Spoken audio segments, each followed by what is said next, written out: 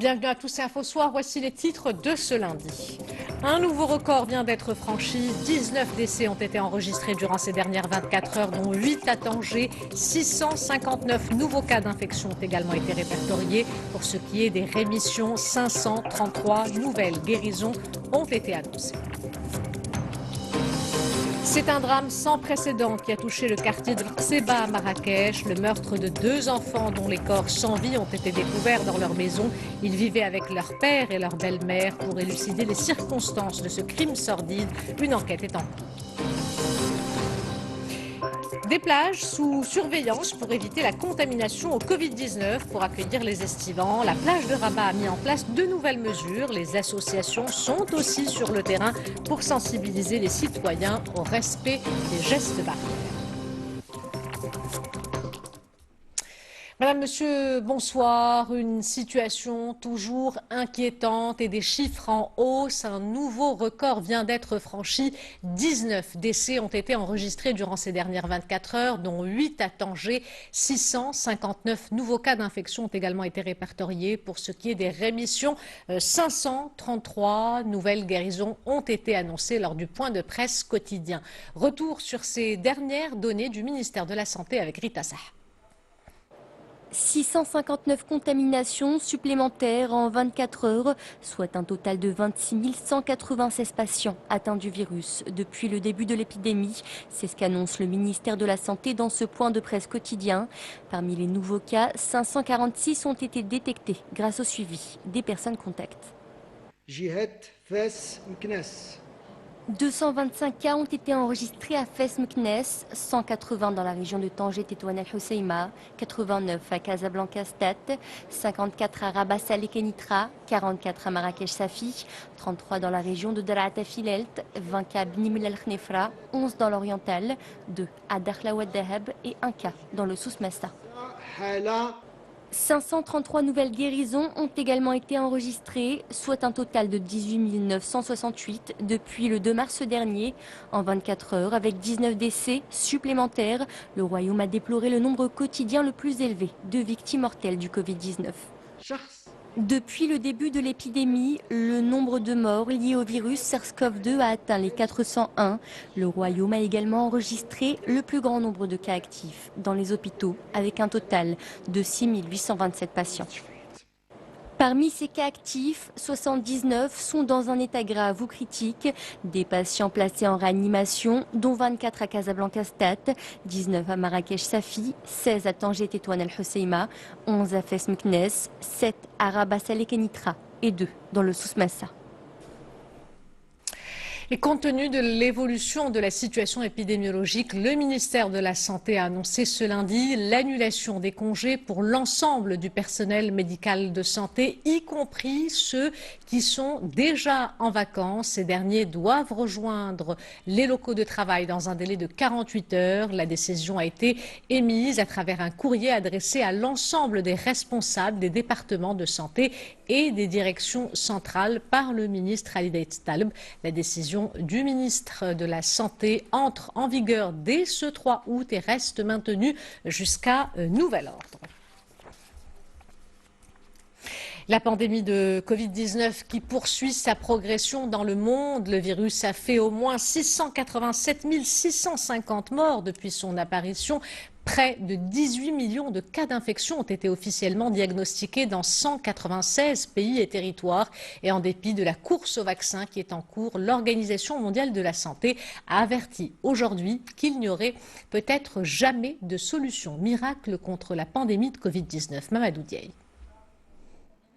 Il n'existe pas de solution pour éradiquer la pandémie du Covid-19. Une déclaration de l'OMS qui vient réduire les espoirs de voir disparaître de sitôt ou même jamais le coronavirus.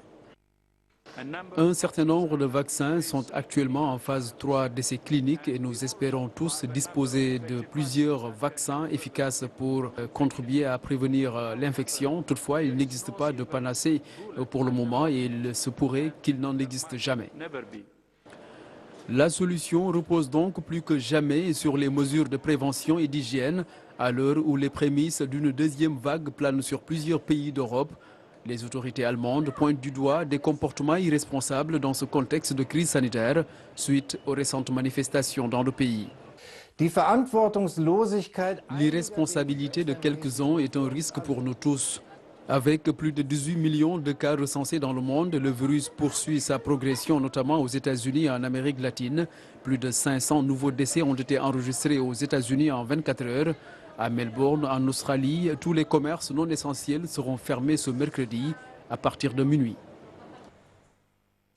Et les effets économiques de la crise sanitaire continuent eux aussi de se faire sentir. En Espagne, environ 40 000 établissements d'hôtellerie-restauration ont définitivement fermé leurs portes selon une organisation patronale qui représente le secteur. Ce chiffre représente 13% du nombre total de cafés, restaurants et hôtels d'Espagne. Les estimations font état de la fermeture de 65 000 établissements à fin 2020. Le chiffre d'affaires du secteur pourrait être amputé de 50% selon l'organisation qui craint la perte de 900 000 à plus d'1 million d'emplois directs et indirects d'ici la fin de l'année.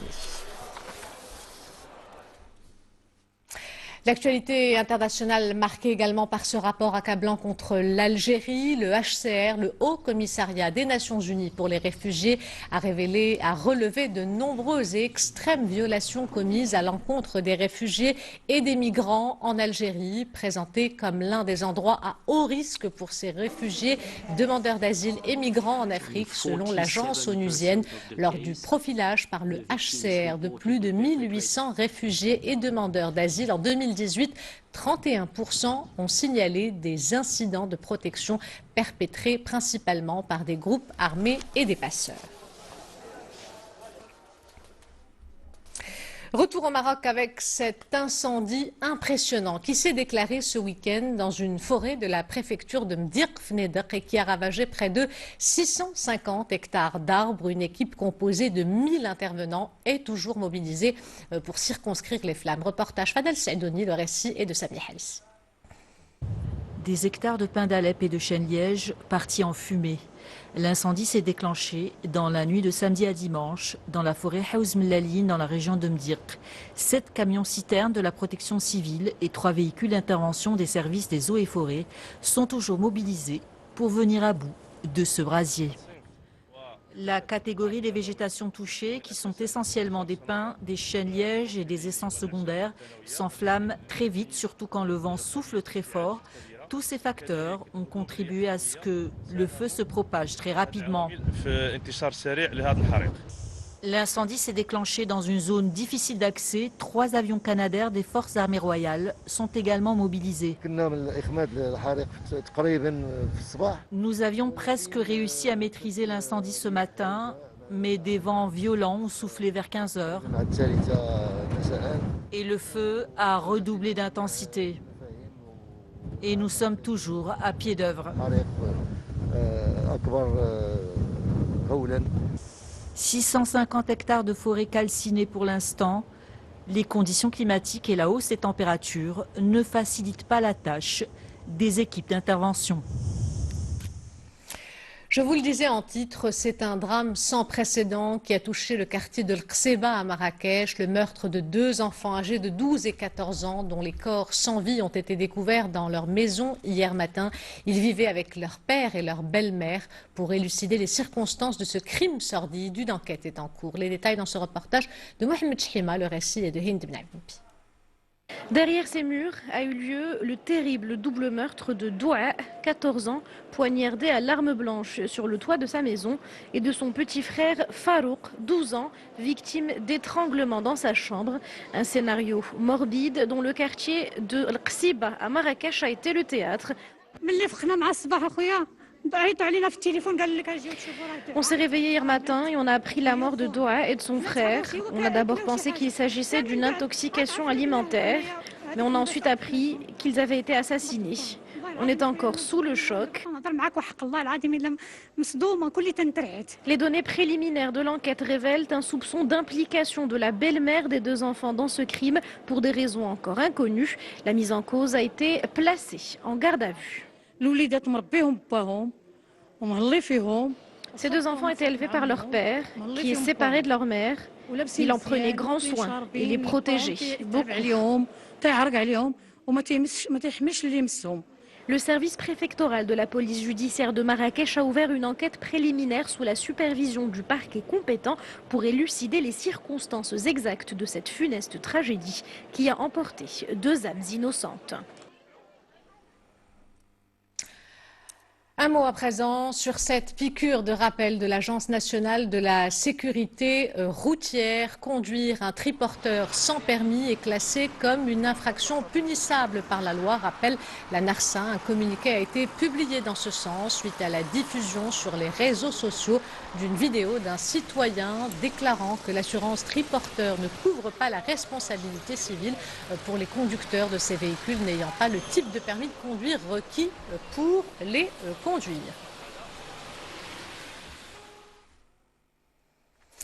Des plages sous surveillance pour éviter la contamination au Covid-19. Pour accueillir les estivants, la plage de Rabat a mis en place de nouvelles mesures. Les associations sont aussi sur le terrain pour sensibiliser les citoyens au respect des gestes barrières. Reportage Mohamed El-Qant et Mustafa Saïdouni sur un récit de Jazia El-Hemmari. Sens de circulation et accès réglementé à l'entrée de cette plage de Rabat. Cette année, les habitudes changent pour les estivants. Sur le qui-vive, les autorités locales ont mis en place une série de mesures et la société civile n'hésite pas à venir pour sensibiliser. Notre mission est d'appeler les estivants sur cette plage de Rabat au respect des règles de sécurité comme la distanciation. Nous pouvons accéder à la plage par groupe et au fur et à mesure que celle-ci se vide. Tant de mesures respectées et plutôt bien accueillies dans l'ensemble, pour les citoyens, elles restent le seul moyen de limiter les risques et passer les vacances dans des conditions sereines. La distanciation sociale est appliquée pour mieux se protéger. Tout est mis en œuvre pour notre sécurité. Après des mois de confinement, les Marocains peuvent enfin de nouveau piquer une tête. Mais pour cet été si particulier, un nouvel accessoire devra être de la partie à la plage. Le masque de protection reste obligatoire. Pour terminer cette édition, ce sans faute pour la première mission spatiale privée. Après 2 mois dans l'espace, les 2 astronautes américains sont revenus sains et saufs sur Terre. Une fin de mission réussie qui ouvre la voie à des vols habités réguliers avec ce nouveau véhicule spatial pour la NASA. Oussama Bkali. Passant de 28 000 km/h en orbite à une vitesse de 24 km/h à l'instant de l'amérissage, le Dragon de SpaceX, avec à son bord Bob Behnken et Doug Gurley, signe un retour parfait depuis la Station spatiale internationale où les 2 astronautes sont restés pendant 2 mois. Elon Musk, patron de SpaceX, qualifie cette mission de réalisation de l'humanité. Ce sont des moments difficiles où, vous savez, il n'y a pas beaucoup de bonnes nouvelles. Je pense que c'est une des choses qui est universellement bonne, où que vous soyez sur la planète Terre. C'est une bonne chose et j'espère que cela illumine votre journée. C'est au large de la Floride, à 14h48, heure locale, que la capsule spatiale Dragon a réalisé son splashdown, accueilli par une dizaine de bateaux privés ainsi que par un navire de SpaceX, le Go Navigator, chargé de récupérer l'équipage et d'effectuer les examens cliniques. Premier vol spatial habité américain depuis 9 ans, les astronautes de la NASA ne cachent pas leur émotion. Il y a quelque chose de spécial à avoir cette capacité de lancer et de ramener nos propres astronautes à la maison. Je pense que nous sommes tous les 2 fiers de n'avoir été qu'une partie de l'équipe qui a réussi à ramener ces vols spatiaux sur la côte de Floride. Lancée le 31 mai dernier, la mission Dragon de SpaceX ouvre de nouveaux horizons pour le voyage spatial, autant scientifique que touristique. Avant de nous quitter, je vous rappelle l'une des principales informations de ce journal, une situation toujours inquiétante et des chiffres en hausse. Un nouveau record vient d'être franchi. 19 décès ont été enregistrés durant ces dernières 24 heures, dont 8 à Tanger. 659 nouveaux cas d'infection ont également été répertoriés. Pour ce qui est des rémissions, 533 nouvelles guérisons ont été annoncées lors du point de presse quotidien. Voilà, c'est la fin de cette édition. L'information se poursuit sur notre site 2m.ma et sur l'application My2m. Le prochain journal El Messaïa vous sera présenté pour la première fois par Rahba El-Hennaoui. Quant à moi, j'aurai le plaisir de vous retrouver demain si tout va bien. En attendant, excellente soirée à tous.